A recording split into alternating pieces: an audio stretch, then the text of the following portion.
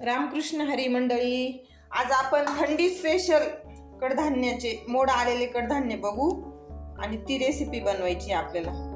थंडीत खाण्यासाठी खूप चांगली. हे बघा, मी हे घरी हरभरे भिजवले, काळे चणे, त्याला किती छान मोड आले बघा.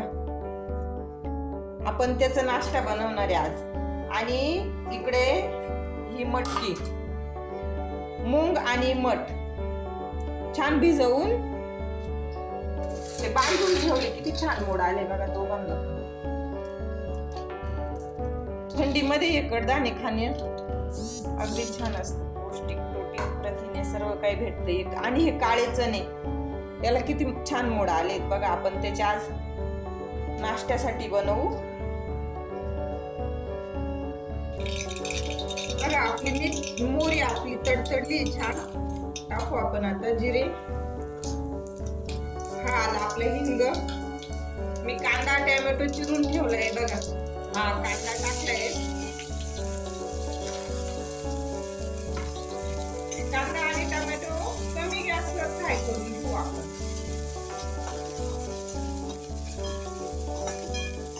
नाश्त्यासाठी म्हटलं की तेल कमीच वापरायचं. हा आला आपला टोमॅटो.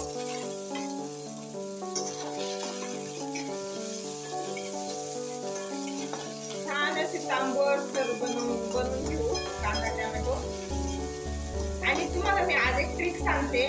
जेव्हा आपण कांदा टोमॅटो फ्राय व्हायला टाकतो ना, तेव्हा अगदी थोडासा मीठ टाकून घ्यायचं. हे बघा, मी आता हे मीठ टाकते. ते मिठाने कसं लवकर फ्राय होतो कांदा. पण एक नंतर लक्षात ठेवायचं की आपण कांदा टोमॅटो मध्ये मीठ टाकलेलं आहे. नंतर टाकताना पण लक्षपूर्वक टाकायचं. ही आली आपली कोथिंबीर.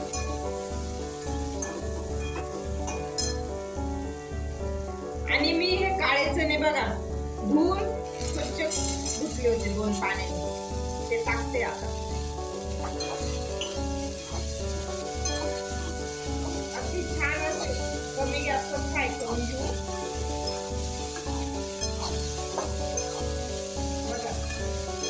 आणि आता खूप असे मसाले नाही वापरणार आहे आपण.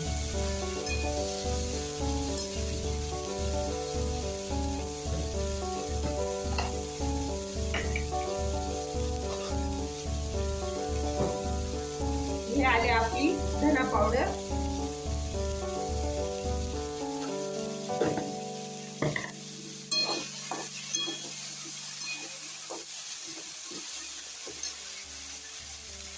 थोडं आपण लाल तिखट टाकू.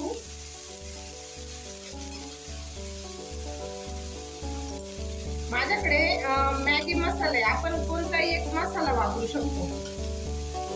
बघा, हा आला आपला मॅगी मसाला. ते थोडा टाकलाय मी. ही आपली हळद आली.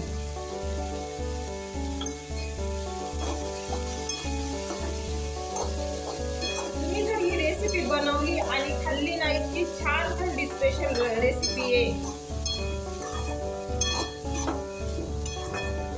बघा. मी छान अशी मिक्स करून घेतले. आणि आपण आता कमी गॅसवर वाफ भरून देऊ. झाकण ठेवून देऊ. हे बघा, आता झाकण ठेवलंय मी. जरा वाफ भरू द्या. बघा, मी वाफ काढली त्याची. कसं छान वाफ भरू राहिली. हा, यात आपण मीठ टाकलेलं नाही बरं का. आता आपण थोडं मीठ टाकून घेऊ. कांदा फ्राय व्हायच्या वेळेसच मी मीठ टाकलं होतं. आता हे थोडं आलं मीठ. अगोदर थोडं टाकलेलं आहे, आता थोडं टाकू.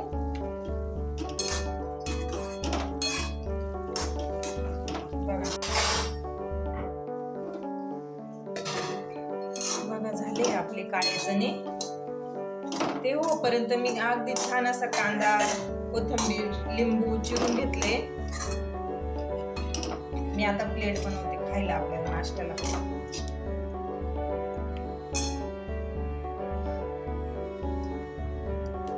किती छान झाले बघा आपले काळे चण्यांची उसळ. थंडीची अगदी स्पेशल रेसिपी. हा आला आपला कांदा, ही कच्ची कोथिंबीर आणि हे आपलं लिंबू. तुम्ही नक्की बनवा ही काळ्या चण्यांची उसळ नाश्त्याला. बनवून खाऊन मला कमेंटमध्ये सांगा कशी बनली आहे आणि काय काय तुम्हाला काय आठवतं यातलं, काय जाणवतं ते कशी बनवायची.